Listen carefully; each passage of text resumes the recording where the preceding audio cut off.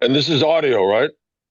No, this is audio and video, and we are recording. So, hello, Oh, okay. everybody. It's Gary Dranow, All Things Music, Dranow channel on YouTube. My guest today is Jeff Skunk Baxter and his asymmetrical thinking in a conventional world. Hey, Jeff, I'm honored to have you here on my channel. My subscribers are very excited about what we will be talking about today. I want to make this interview a little bit different than the others I've read and watched, so please bear with me in my many questions. I will give you plenty of time to address each topic.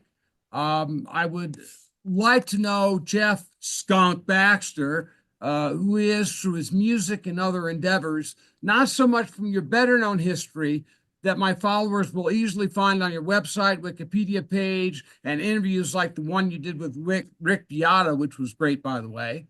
Um, Thank you.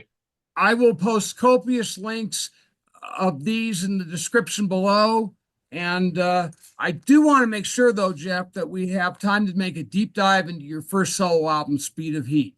So if you'll indulge me for just a minute or two, I want to tell you a story. Uh, starting Standing off, by. starting off with something we both share is Ted Green. For you, it's his books, Oh, Chord Chemistry, 1 and 2. And for me, he was my first real guitar teacher in the very late 60s and early 70s. We spent about a year together, but you never know it from my playing and songwriting. Do you have any thoughts or comments about Ted other than he died way too young at 52? well, that's probably the most important. Well, not the most important, but the world is it's a huge loss. There just wasn't anybody like him. There are certain people who have a vision of things, whether it's Albert Einstein, whether it's Dr. Um, gosh, I'm trying to think of some of the guys I work with in Livermore. Um, Dr. Edward Teller, who invented the hydrogen bomb. Absolutely. Um, guys like Jimi Hendrix, who see things from a very different lens, through a very different lens. Copernicus, Galileo. I mean, there are the list of people who are unique. Charlie Towns, one of my colleagues at Lawrence Livermore, got the Nobel Prize for inventing the laser. Um, these people are very special. They leave as much of a legacy as they can, but it's still not the same as having their ongoing input because, like anything else, time is not a timeline, time is a spiral. So you're never in the same place, back in the same place ever again. I mean, unless you want to get into an argument about what would happen if you could orbit in the event horizon of a black hole. I mean, I suppose we could go into that. But the idea that you never return to the same place. So people like Ted Green were constantly processing information about the guitar, constantly making observations and drawing conclusions based on their unique vision. That's what I miss. That's what we all miss. I mean, his basic knowledge and unique understanding of the instrument is priceless. I, I just I wish he was still around to keep doing it. Well, I thank God he left the chord chemistry, and to all my followers, uh, if you don't have chord chemistry 1 and 2, it needs to be in your collection. It's heavy, but it's critical. It's a commitment, but It's it's a def- good commitment. You it know, takes you to the shed, definitely. it's like Uh, going to getting a graduate class in high energy diode pump solid state lasers. You got to focus on it. got it. Listen, Jeff, I also saw you and Steely Dan sometime, I believe, in the early to mid 70s in Los Angeles, and it had a profound effect on me and my songwriting. Um, uh, let me tell you a part of my story just for background. It was Jimi Hendrix that ruined the time I spent with Ted. And what I mean by that is, who after much nagging of Ted, he finally broke down and taught me Little Wing. So the die was cast, and I took the fork in the proverbial road and went the blues, rock, Jimi Hendrix way. And uh, you knew Jimmy back when he performed as Jimmy James and the Blue Flames, right? Can you hear me, Jeff? Uh, oh, there we go. Sorry. Yeah, I Yes, was. I that was. that is true. That is true. So let's take a few minutes and have you tell us about what he was like when you knew him, how old he was, and was this after his time in the 101st Airborne Division? It was after his time with the 101st. Um, he was quiet. It was interesting because at the time there was so much anti-war dialogue between people, and especially musicians, many of whom felt, and I think correctly, that the war was problematic at the very least. But he would never engage. And I think Jimmy was a patriot. I mean, we didn't, it was one of those situations where you meet somebody and you instantly hit it off. And if you don't see him again for 5 years, it's like you never left.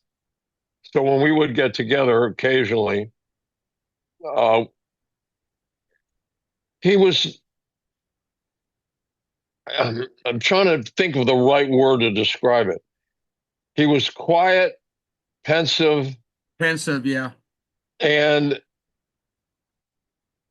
he was actually a sweetheart, meaning he didn't really have a bad bone in his body. He wasn't angry. He wasn't defensive at all.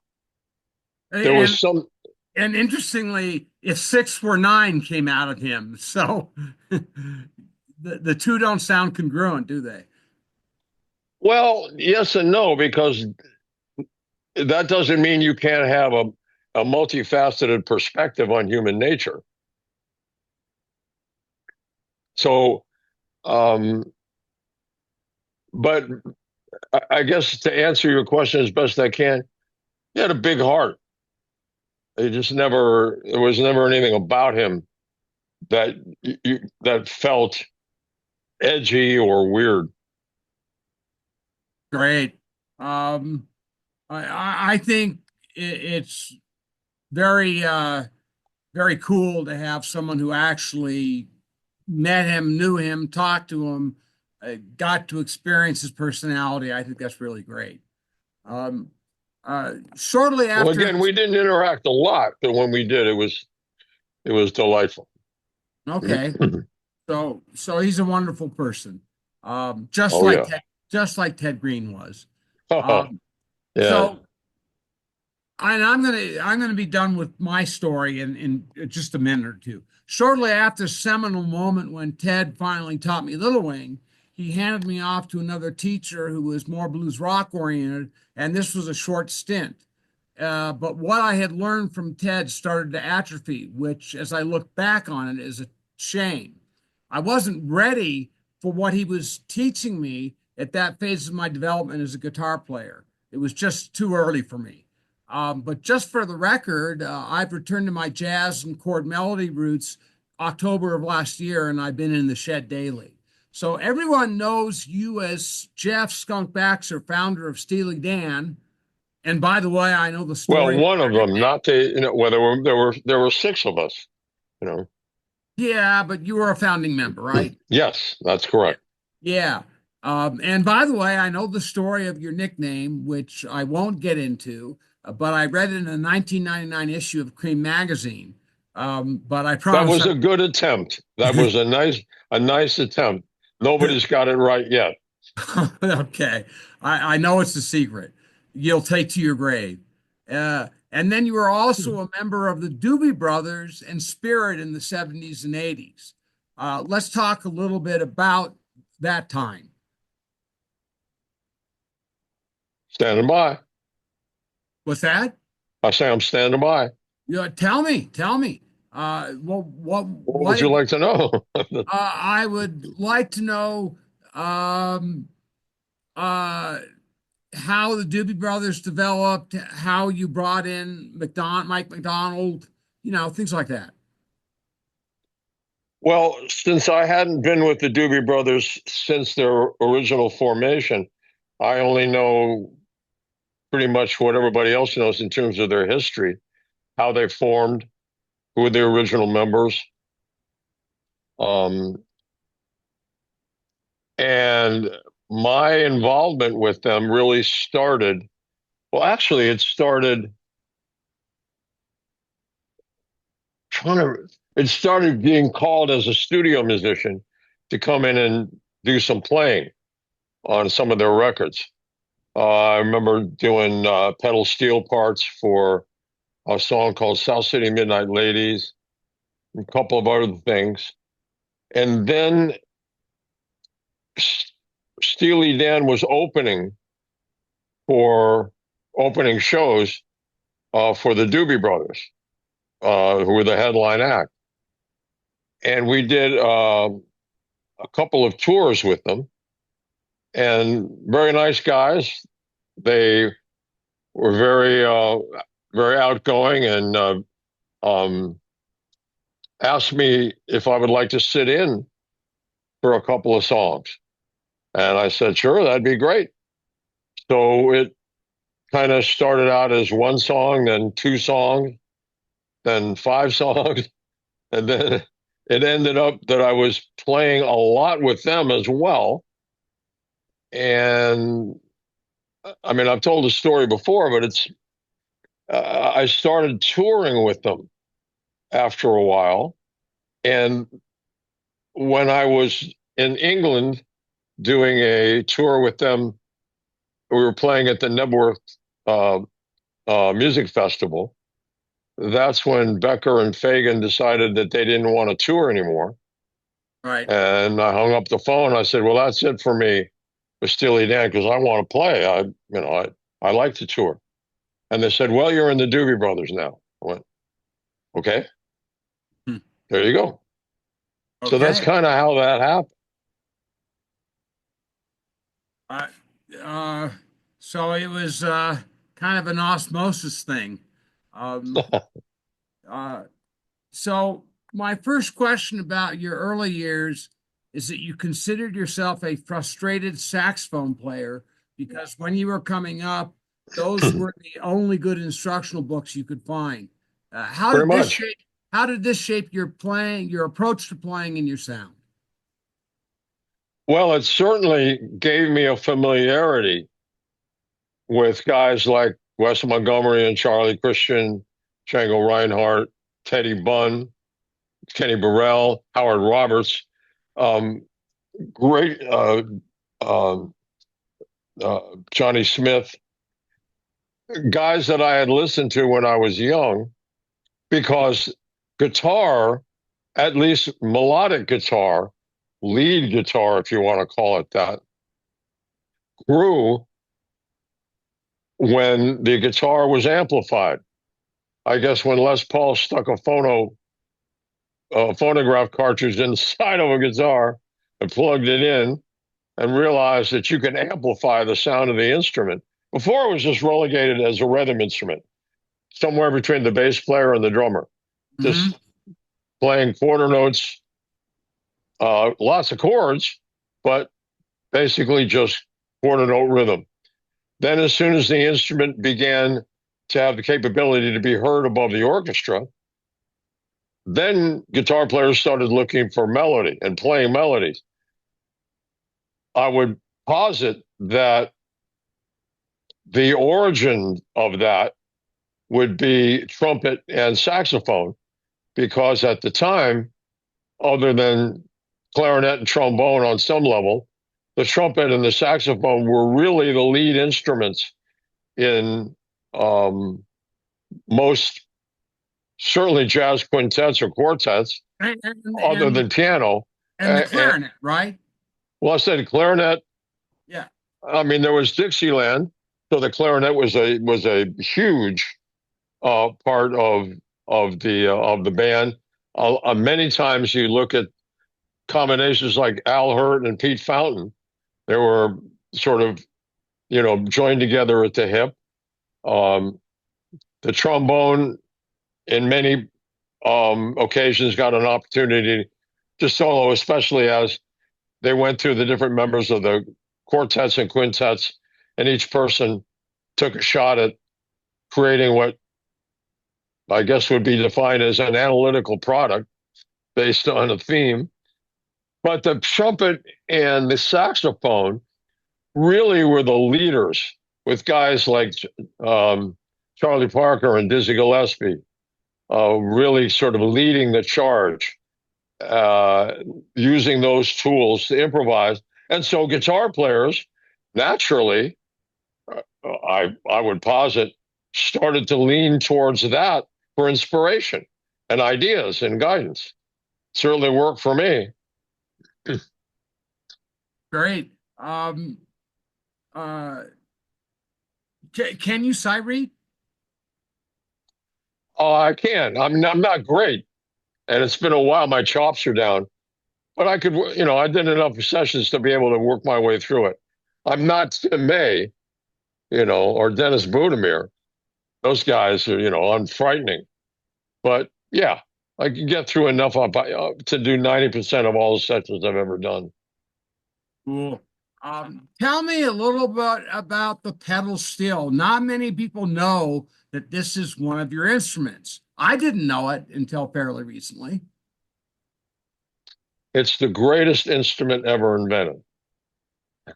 How's that for starters? That's great for starters. Who invented it? Um, there seems to be a little bit of discussion about who actually invented it, but the Bixby Auto Harp, I believe, was the first pedal steel using pedals, floor pedals, to alter the tuning of the instrument. Raise and lower Um, the pitch, right? yeah, kind of based on the harp. The harp is an instrument that plays chords and melodies, and the harp has set pedals that can alter the tuning of the instrument, not while you play it, but before each song. The pedal steel is dynamic in that it can change the tuning of the instrument as you play. Uh, I can't get my head around what it would take to learn that. How many years did it take you before you considered yourself fluent with it? Well, I'll never consider myself fluent. It's like the guitar. I'm just, it's the journey. But you mean comfortable enough to do sessions and play in bands and stuff? It was probably 4 or 5 years at least. Although I ended up doing some recording simply because I wanted to play it, probably not as skillfully as I should have. But it's an instrument that's a harsh taskmaster. You, as you know from your experience with chord chemistry, shedding on that level is um, a a difficult journey. It's the same with pedal steel. Shedding with that instrument is an imperative, and it takes a while. But it's a beautiful instrument. It makes perfect sense once you get behind it. And I've given some folks some insight into it to try to get inside it. Slash, I had suggested to Slash some years ago that I thought he would be a great steel player, simply because of the way he envisions chords.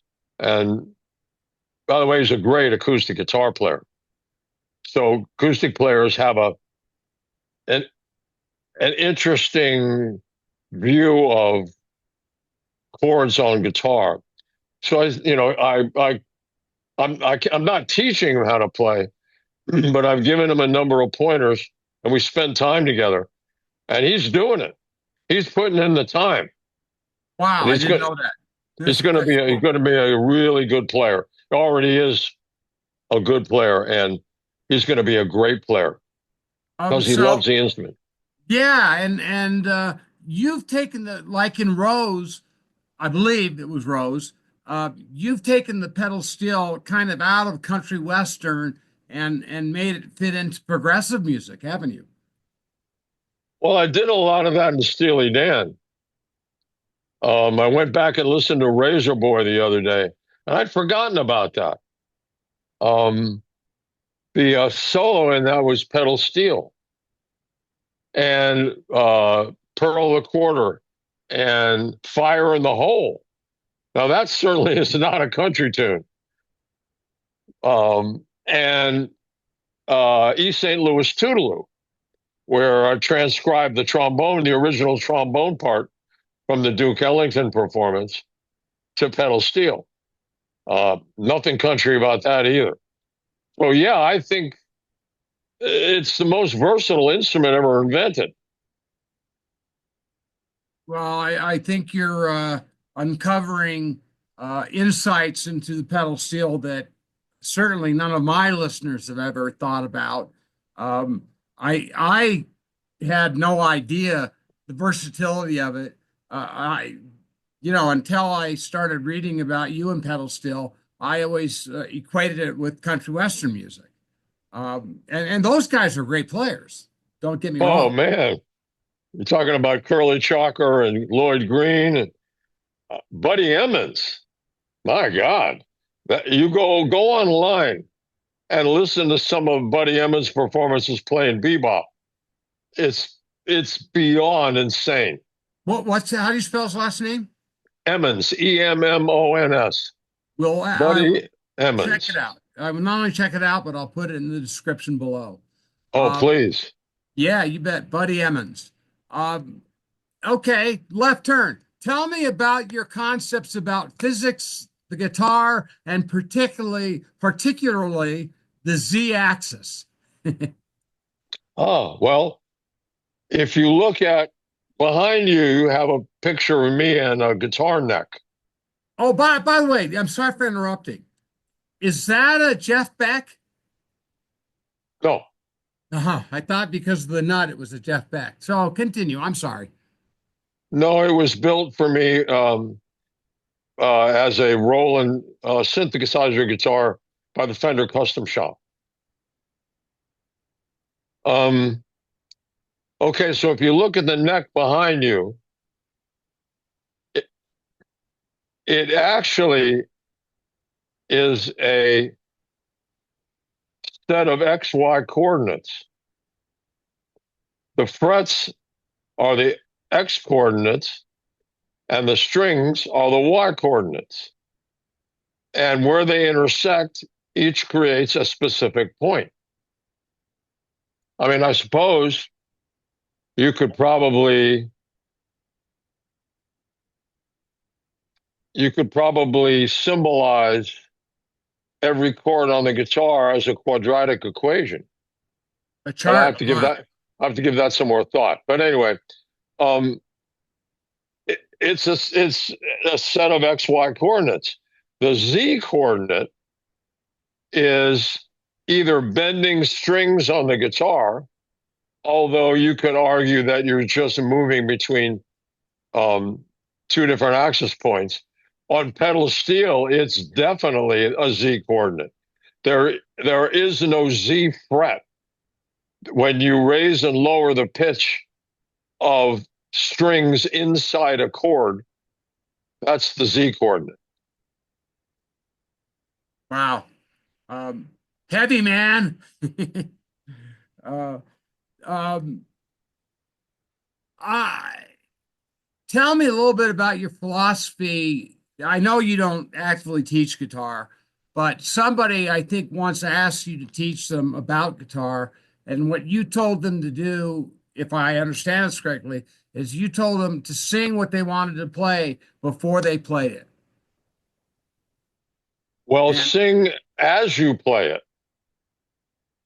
because your voice, you have basically infinite control over your voice. What you want to do is transfer that infinite control to your fingers. So by playing what you're singing or practicing to play what you sing, you form a connection between the inner voice and your fingers to the point where you will get to a point where you can play just about anything you can sing. It's like a built-in guitar teacher.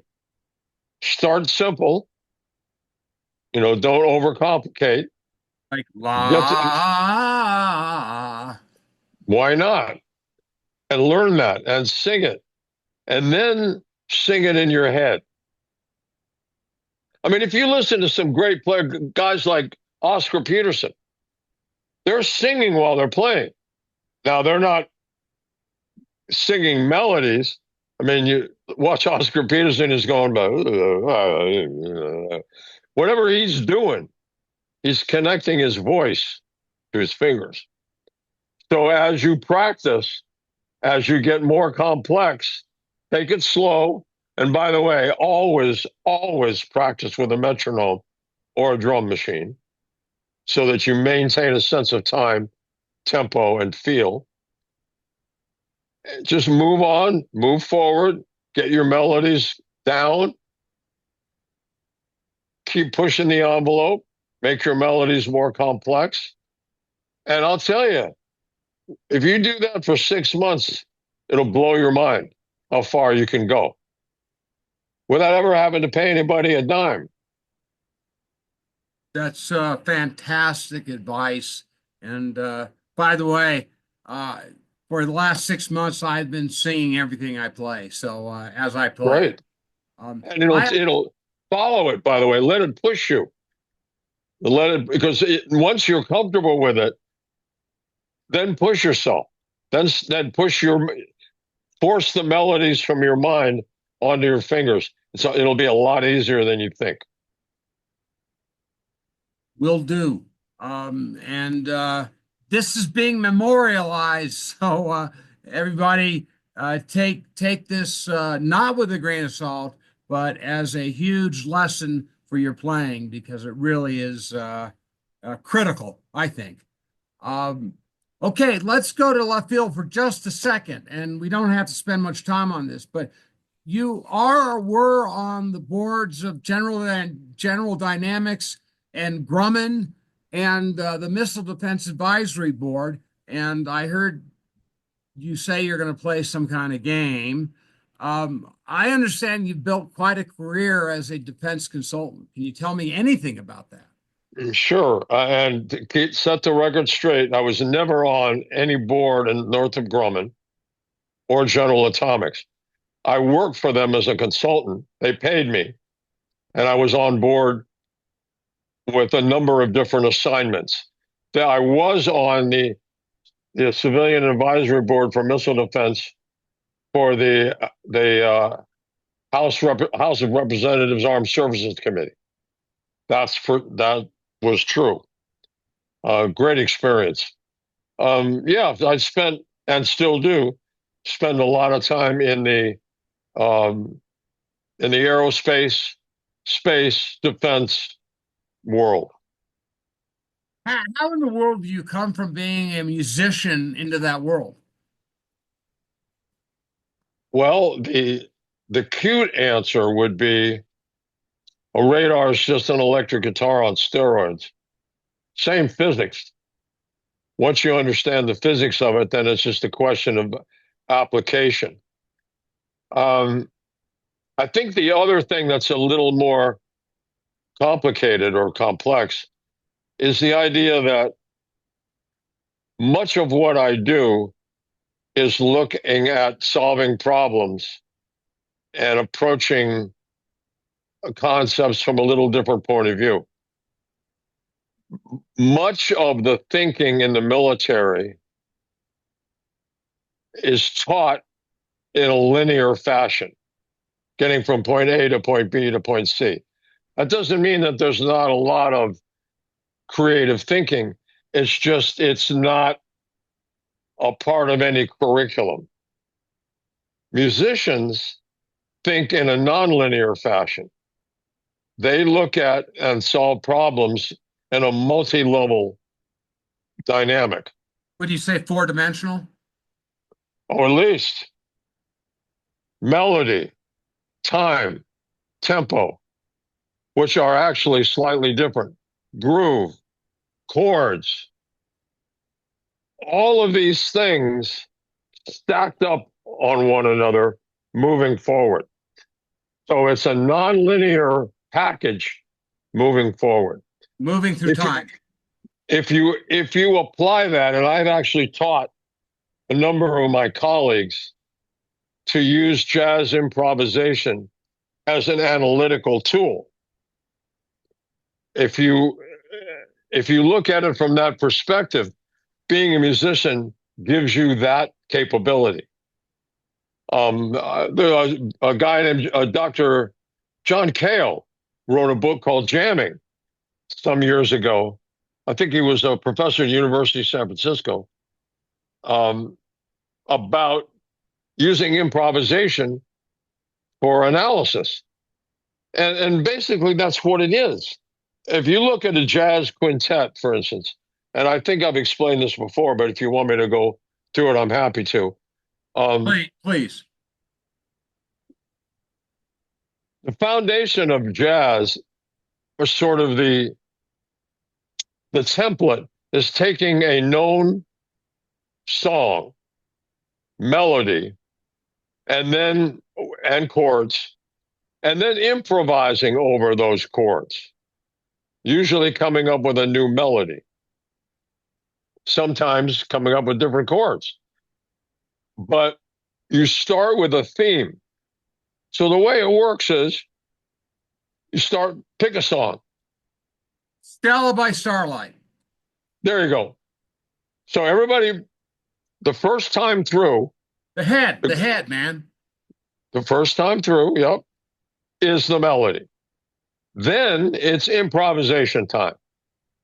Each individual in the musical organization then steps up and solos or improvises over the chords, and maybe utilizing some aspects of the melody.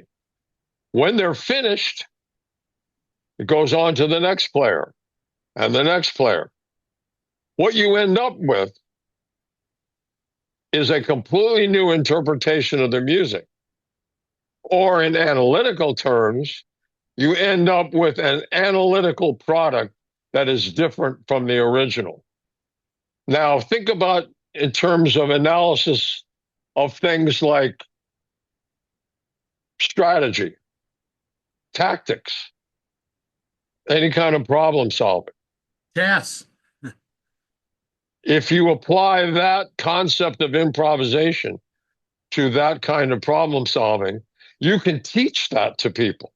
I've taught that to people, how to improvise in terms of not musically, but for any number of subjects. So being a musician gives you inherently that capability. And that's why I am so sad when I see educational programs and schools cut the music programs from their curricula.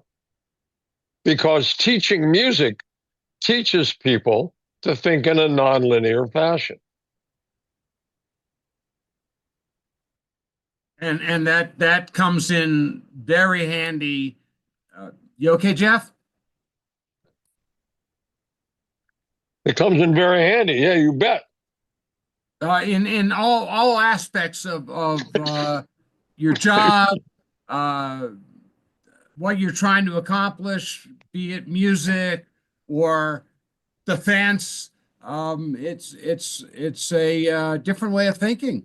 So as we used in the introduction, the asymmetrical thinking in a conventional world. Um, Oh yeah. Hmm.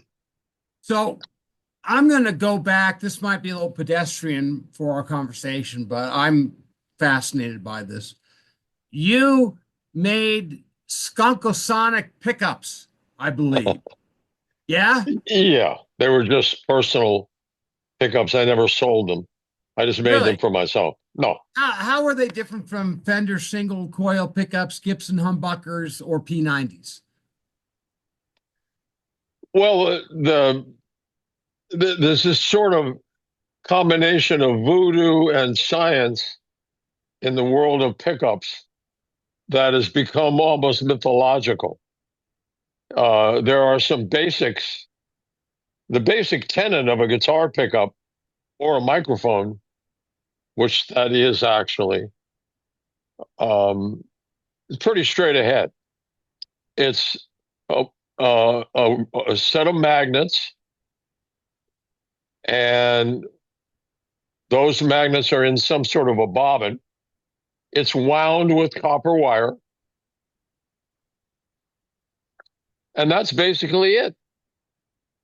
The physics, the known physical properties of when you vibrate metal inside a magnetic field, you create a current. And that's how a pickup works. The string is the metal. It vibrates in the magnetic field created by the pole pieces, the magnetic pole pieces, wound by a coil. It creates a current, and then it goes to an amplifier, which amplifies that current. Current's not much, maybe 3, 4 millivolts, but the amplifier takes that and amplifies. So that's pretty much it. Now the voodoo and part of the science comes in when it's the number of turns around the bobbin, the diameter of the wire, the kind of magnet, a number of different subtle combinations and permutations of that give you audibly different responses. So my pickups were just my take on what I wanted to hear based on how I would combine the different elements of the construction of a pickup in a customized manner. Has any manufacturer used any of the things that you developed when you were making your pickups, or Um, Back in the day, um, Red Rhodes and I don't know if you know Red. Red was a steel player, great steel player. Plus, we had a shop. We had a guitar and amplifier shop on Cahuenga Boulevard in LA called Royal Amp, where you get it royally. Anyway, we were designing amplifiers and pickups and guitars, and he created a set of pickups called Velvet Hammers, and I had some input into that. I really didn't want to create a company to do that. That wasn't my thing. It was really just what I wanted to do. So I didn't so? really share it with anybody. Yeah, so when Fender makes a guitar for you, they don't use your technology.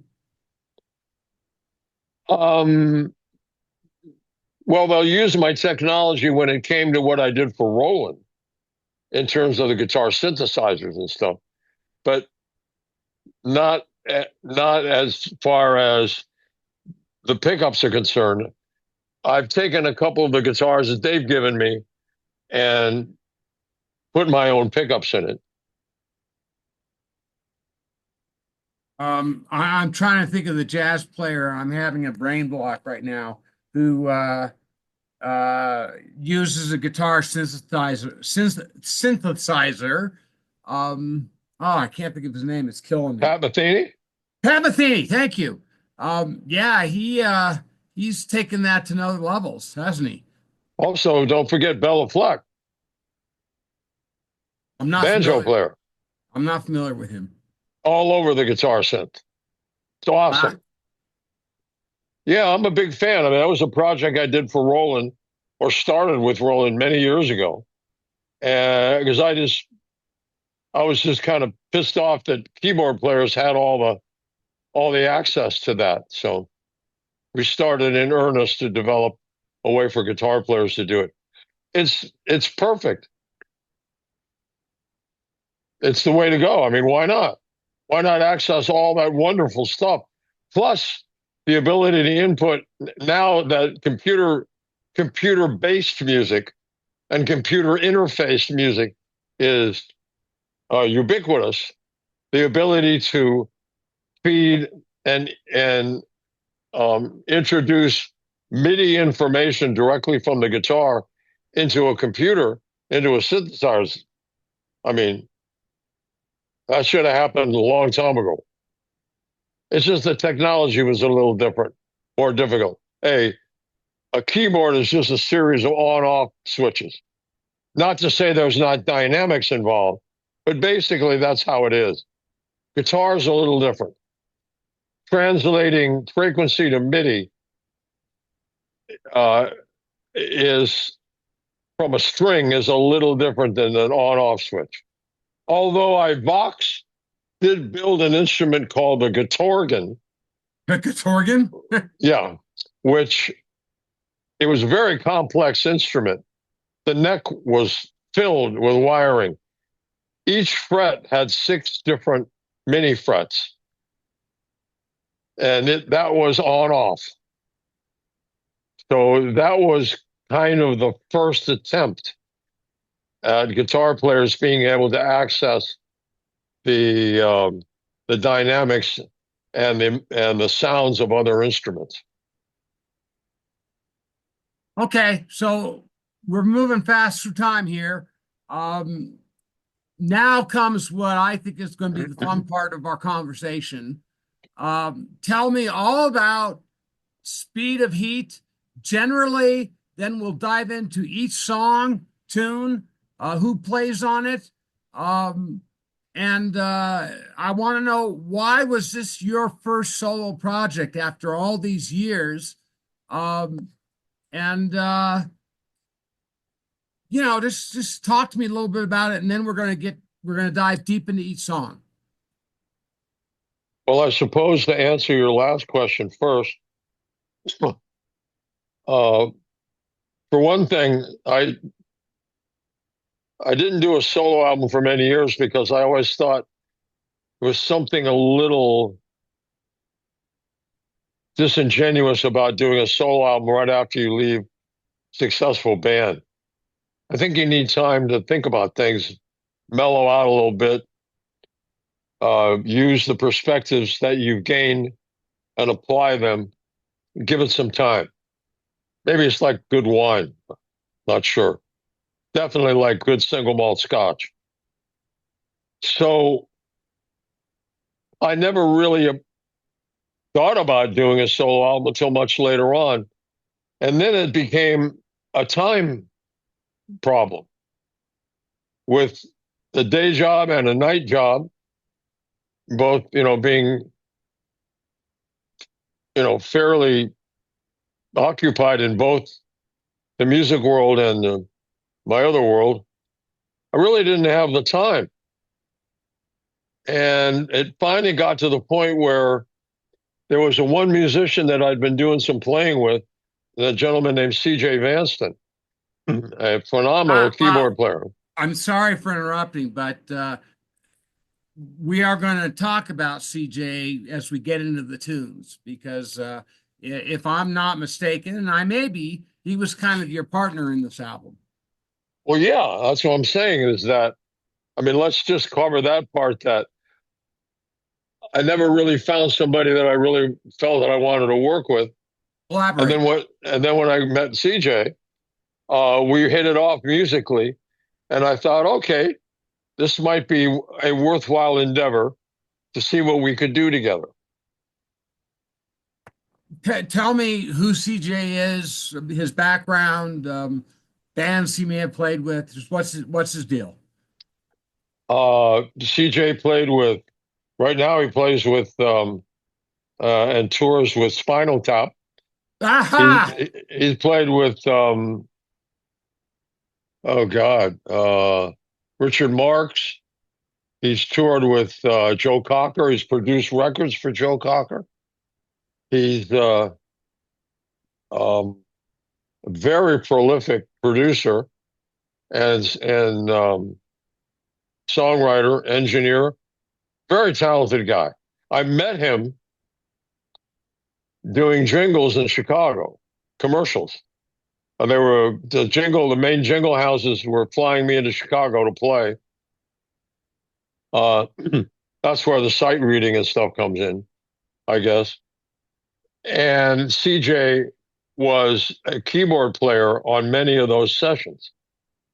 And I've told this story before, but I guess it's worth telling again. We were called to do a session from a gentleman that will remain nameless, of a very talented jingle writer and producer. But when he came in, he passed out the music charts, and they had a time signature and a key signature, 64 bars, and no music. No notes. So, being a studio musician and a studio rat, and so CJ being the same ilk, we said, okay, roll tape. And we just improvised and we made it up as we went along. The client was very happy. Everybody was very happy. And we realized after that that we could improvise together and we could just play and melodies and chords would kind of appear. I mean, the only thing that we had was a click track. Okay. So Yeah. after that, we would set up a drum machine and just play together and improvise. And out of those improvisations came some songs. And then because both of us were very busy, we would try to find time in between all of that stuff to be able to go into the studio and do some recording. And it was over about 12 years that we did this. And we finally ended up realizing that we had a lot of material. So I went out and found us a record deal, and we ended up coalescing all of this, accreting everything into what ended up being Speed of Heat. So it was CJ that inspired you, uh, uh, or this was just a collective thing, or did CJ somewhat inspire you to actually do the album? Well, before I'd gotten together with CJ, I was doing some recording on my own, just because I wanted to build up a library of things that I would either approach later on or use as springboards for a possible future solo record. But As you CJ say, really got it going. see where it goes, right? That's what Oscar Peterson said. I just wanted to see where it was going, man. Yep, just want to see where it's going, man. Um, uh, Tell me about the name of the album, Speed of Heat. It's got its origins in the mid 1800s with Prescott Joule and Lord Kelvin. Um, and I assume it has something to do with missiles or jet engines. Well, CJ is an avid aviation fan.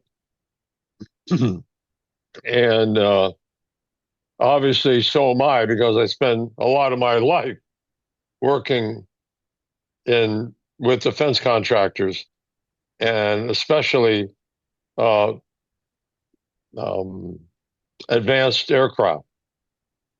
Speed of heat was a or is a term that's in as a thermodynamic term that refers to what happens when an object approaches Mach 1 or the speed of sound. There are certain thermodynamic phenomena that appear when you get to that point. And so for some reason, we just ended up using Speed of Heat as the working title for the record. And then when the president of the record company asked us what the title of the album was, I said, well, I don't know. It's our working title is Speed of Heat. He says, I like it. I said, well, do you know what Speed of Heat is? He says, no, but I like it. So that became the title of the record. It's like what happened when Ronald Reagan was first presented with the SR-71 spy plane, The Blackbird, right? the Blackbird. It was originally called the RS-71, but Ronald Reagan got it backwards and referred to it as the SR-71. And of course, nobody was going to change it. So it's kind of in that same wheelhouse. Speed of Heat just morphed into the title of the record. All right, we're going to run out of time real fast here, so let's jump into every song on the album, starting with Ladies of Hell. And my version of the album has you doing a description of the song or a narrative of the song before each song, Yeah. which I found fascinating. I didn't know when I first got the album, it didn't have that. No, and I got that idea, by the way, from Bobby Darin. When I was a little kid, my dad gave me a copy of the Bobby Darin story album, and he narrated each track. This was back in the 50s. So I just thought back to this and said, what a cool idea. Why don't I, try to explain to folks? Because when I play live, there's a lot of storytelling involved. So I thought, okay. And I guess you enjoyed it. You liked it. It made the record a little bit more interesting for you. So Ladies from Hell is a term. My background, or a lot of my heritage is Scottish. The third battalion, Third Battalion, the Black Watch, right? the Black Watch, Queen's Guard, Black Watch, from Third Regiment. When they went to war in World War One, when they came over the top of the trenches, I mean, you can only imagine pipes screaming, kilts waving, crazed out of their minds. The Scots are not known for their subtlety in warfare. The Germans were at the very least upset, and they nicknamed them the Ladies from Hell. Because of the kilts. So I thought, okay, it might be fun to take a musical journey through Scotland. And so that's why we named the song Ladies from Hell. Well, and the song starts out with what sounds like bagpipes. And Yes. I thought it was you on a synthesizer, but it's actually the Black Watch playing the bagpipes all through the song, No, right? no. That would have been very difficult because the bagpipes are tuned to B flat and you can't play chords. So to be able to do what we wanted to do, we used a sample, a Roland sample. Now, interestingly enough, that sample came from the Roland accordion, electronic accordion. Fantastic instrument. So that's where we pulled the sample from. Okay. Was it played on the guitar synth or keyboard? Keyboard. MIDI, huh? Yeah, it's a Okay. sample. Okay. I Gotcha. mean, it could be played on the guitar synth. It could be, anything. But we recorded it using keyboard. Well, I got to tell my followers, "Ladies from Hell" is a beautiful song, majestic even. And were you playing a Strat with a Floyd Rose on that one? Not a Floyd Rose, just a regular Fender Stratocaster tremolo. The 2 point tremolo or six screw tremolo? I've been trying to think. I have to go back and check. All right. Well, we'll we'll do this again just to find that out. Um, Okay, if you're enjoying yourself, that's I the main am. thing. No, All I right. appreciate it. My Old School, a well-known dance song, one of my favorites from Countdown to Ecstasy album. I thought you did a great job on the vocals, Jeff. Um, Thank you. uh, how much prodding from Steven Tyler did it take to get you to do the vocals on this? Well, not much because I've known Steve for a long time, and I trust his judgment, especially when it comes to vocals. I mean, the guy's a pro from Dover when it comes to vocals, so it didn't take a lot. I mean, it was about a 10-15 minute conversation, but I trusted him, and so I took a shot. Well, I think you did more than took a shot. I think you did it justice. Well, Um, thank you. well, I'm just telling you honestly what I think. Um, did you do all the background vocals on that, or did you have session singers? We did some of our own, and we had some folks come in and sing. Okay. Um, needed to know that. I was curious. Anyone else playing guitar on that track, or was it just you? And it's rocking, by the way. Well, I got the idea actually from playing it live with Steely Dan. Every time we would play it, for the most part, Donald wanted me to sing it, which I did for the most part. And every time we played it, it got more and more energetic. And I thought someday I'd really like to see just how far and how much energy you could pump into this song. And to me, it, um, let's just say it was very aerodynamic when it went into full afterburner. Yeah. Um, I think it's a great song. A great song is a great song, I was but just going to say a great song is a great song, but it regardless of really the handles arrangement. the energy. It really handles the energy. Great track, by the way. Thank you. Let's talk about Juliet. You played plugged directly into an interface into the DAW, or you said directly into the board. So that confused me a little bit. Yeah, directly into the console, and we added effects from the console. Okay. Because what if you there is something so pristinely pure about the sound of a Fender Stratocaster direct with nothing in between. I love the clarity and the transparency of the sound.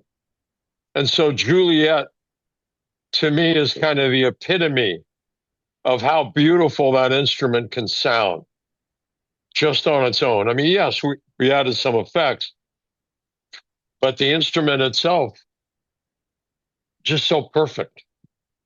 And that was a song that definitely came from just setting up a click track and playing. We wrote the song on the fly, basically. And it's kind of a tone poem. The idea, start with a melody and then build on the melody. Find a section in the middle of the tune to take a deep breath and then go back again. I just love the sound of it. My daughters told me that she said it sounded like sunrise. And I thought, yeah, the rays of the sun, the beautifully transparent, silvery, rays, perfect rays of the sun. That's what it sounds like to me too. Is Juliet somebody? No, it's just a woman's name we thought was nice. Plus, it gave me a chance to play some classical guitar, which of the sound of which I love. Uh, yeah, you saw Segovia way back in the day. I was very lucky as a young whippersnapper that my parents took me to the Dorothy Chandler Pavilion to see both Segovia and Montoya.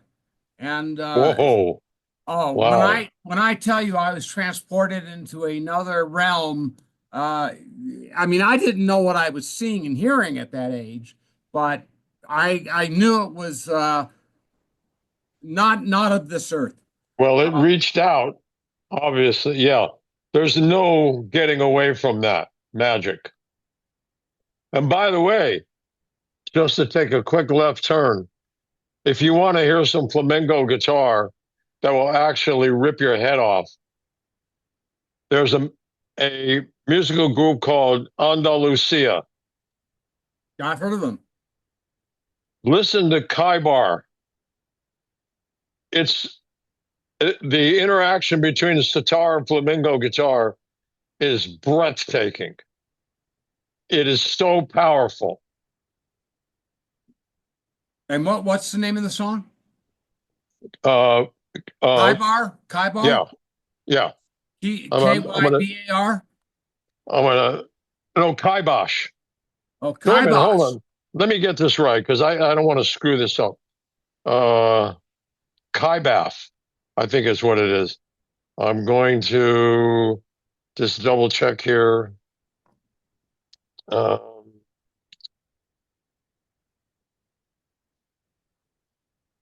Give me 1 second. Take your time, Jeff.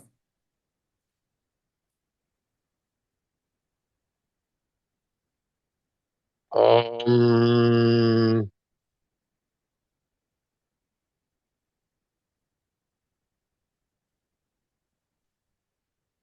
Can you believe Kaibath. how Kybathe. Kaibath. Kybathe? KYB is in Bravo, Alpha, Tango, Hotel, Echo. Kaibath Kaibath. Okay, by I'm glad. India Lucia. I'll Great. tell you, first time I heard it on the radio, I had to pull over. It was on the freeway. I was just stunned. Stunned.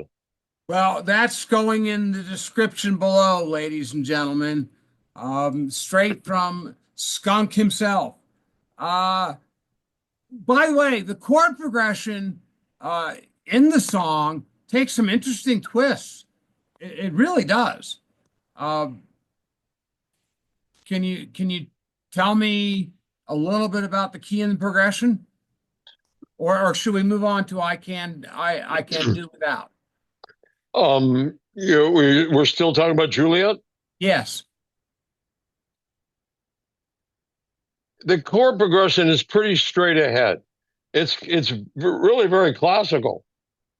It's kind of takes a lot of its inspiration from um, uh, Beethoven's Pastoral, the Sixth Symphony.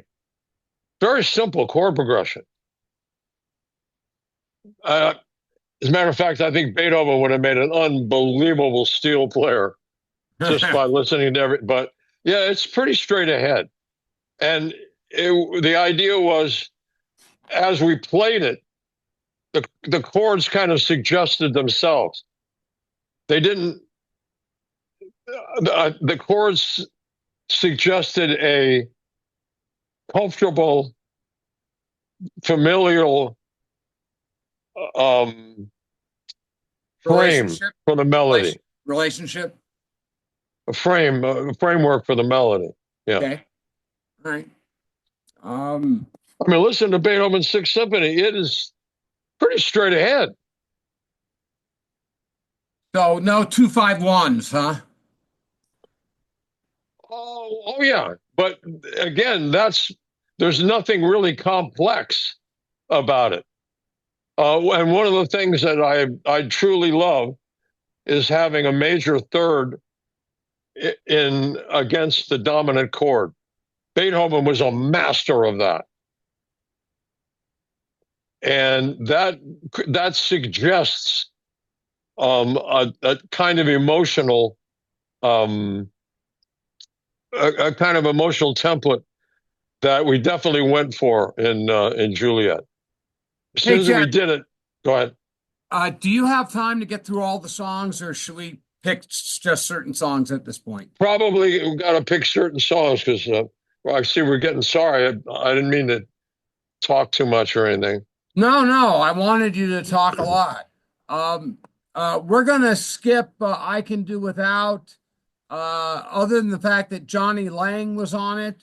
Um, and I believe that's Johnny Lang singing. Yeah. That is Johnny Lang singing, sang And it, sang the fan, hell out of it, and the fan idea to be freaking tastic, man. well, Uh, and call and response. That's one of my favorite things in the world. well, the blues, baby, you know. Uh, uh, do it again. I can't believe you brought it back and made it into such a different thing. I mean, if it weren't for the fact that you can hear the melody in there, you know, throughout the song, you would not know it was Do It Again. But as you Well, say, I don't want to be a great, cover band. The idea is to reinterpret, you well, know. as you say, a great song is a great song. So Yep. there's proof. Um, I felt like you had a fairly ambient sound on your guitar, a la Eric Johnson. Yeah, no, maybe. Again, direct. Did Jimmy record his guitar direct? Did Tim? Did Jimi Hendrix, did he record his guitar direct? Not that I know of. I mean, that's probably a conversation to have with Eddie Kramer. But no, I don't think so. Okay. Apache, only one question. Does that have anything to do with Hank Marvin, or is it a completely different song? Well, the original version of Apache, I believe it was recorded by uh, Hank Marvin and the Shadows. That's the version me and my band do. So Although there, you can make an argument that the original recording was Jorgen Ingman, and that was the one that was the hit in the United States. That's a beautiful record. Very simple, very emotional, stripped down, all done sound on sound before there was multi-tracking, where you had to play over what you had played before. yep. Uh, Beautiful version. Great okay. song. And that's Jorgen Ingman. Yeah. Okay. Because you had mentioned several versions that I had never heard of before. So and Well, the Ventures did it. Billy Muir did it. Um, Jesse Ed Davis.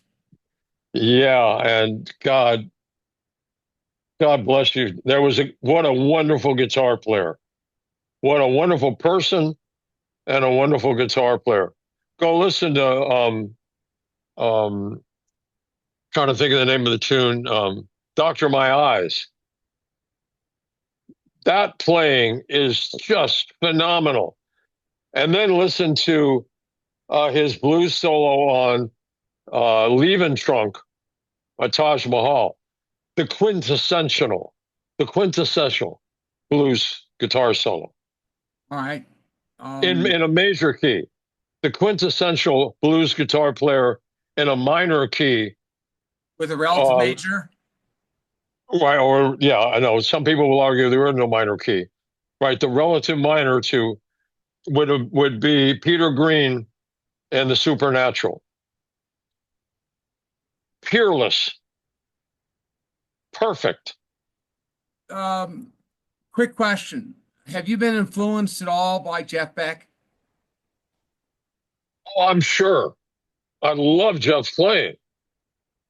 Uh, there are a number of guitar players, good players, and again, I never want to be judgmental because I don't think I'm in a position to be judgmental. But some folks are more masters of the obvious. Jeff was never a master of the obvious. You Right. never knew where he was going. Yep. Again, he's probably he, he probably never heard Oscar Peterson say it like I did, but yeah, I just want to see where it's going, man. We play Freeway Jam, which is a lot of fun. So I want to get to The Rose, which I thought was truly a beautiful piece of music. And you wrote this for your dad, right? Well, the song was originally written as a vocal, and it was done by Amanda McBroom, I think, originally. When? When was that? Gosh, I'm sorry, I don't know the date, but it was originally a vocal, and I loved the song, and I thought it had a beautiful melody, and I was also looking to. I don't think anybody's ever done an a cappella steel guitar piece. Not And that so I've I ever heard.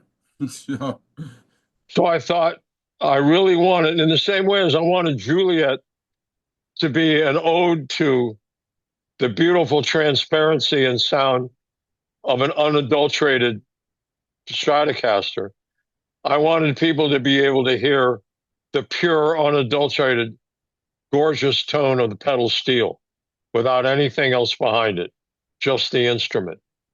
So that's why the first verse is all a cappella. And yeah, it's I did it for my dad because I wanted to be able to tell him how much I loved him. And it's always difficult to put those things into words. So I thought well, this would be the best way to do it. Jeff, And it I came think about, by the way, um, a long story as short as I can make it. Guitar Center, a guitar magazine, did a 25th anniversary celebration. They had asked me to play a song when they ran the photographs of those guitar players that have gone before it. So I thought the Rose on pedal steel would be beautiful. So I just went out to play it. By the time I got to the end of the first verse, Adrian Belew came out and plugged in, played the second verse with me. I love Adrian's playing, and I love the guy anyway. By the time we got to the third verse, we had a bass player, a drummer, and a keyboard player. I thought, whenever I have a chance to do this, I want to do it like this. This is an amazing way to play this song. And that's how the arrangement came about. interesting story. A demo tape from Dan Torrance, from a band called Sneakers, which I believe you produced. Tim Uh, Torrance. what is it? Tim. Oh, Tim Tim Torrance. Torrance. Okay, Yeah. Tim Torrance. Um, Caught your attention and kind of like good Scotch, good whiskey or good Scotch, uh, kind of evolved with you over like 13 years. And then you ran into Rick Livingston and had him sing the song. Is that right? Yeah. Well, Rick Livingston was the lead singer for a band called Agent out of Canada that I'd produced some years ago. Phenomenal singer. He's killer.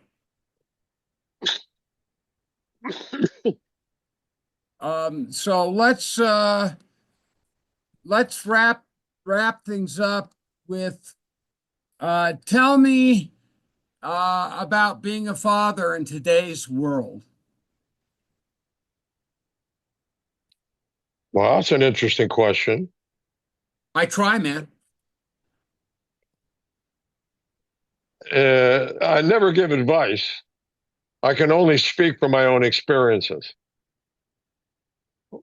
But I would suggest that as a father, you expose your children to as much music at a very early age as possible.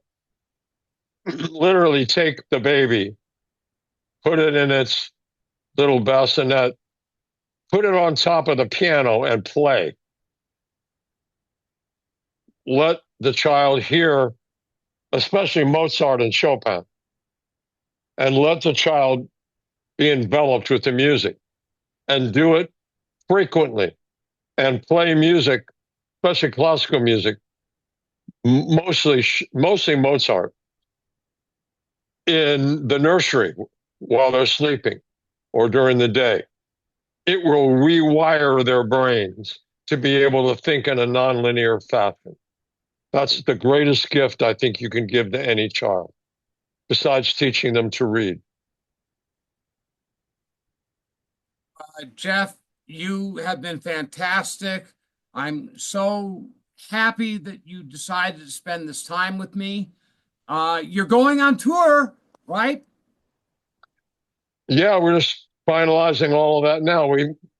We haven't been out. It's been a while since we've been out, so yeah, time to go out Well, again and play. well, let me know. You'll have my personal information through Mike Gormley. Let me know if you're coming to Salt Lake to like Eccles Theater because I'm there if you're playing. Well, you'd love this band. Yeah, who's in it? Uh, Who's in it? Mark Damien's the drummer. Um, One of those prodigies, frightening. Uh, First of all, is one of the few guys I know that can play to a click and can actually be in a groove. And his playing, one of the few guys I know that can play a shuffle. I mean, a lot Mhm. of drummers can play at a shuffle, but really getting inside a shuffle to me is very difficult. Keyboard player right now is a guy named um, Freddie Ravel, who played with Chick Corea and Al Jarreau. I mean, this guy is a virtuoso keyboard player and a lot of fun. He's a character.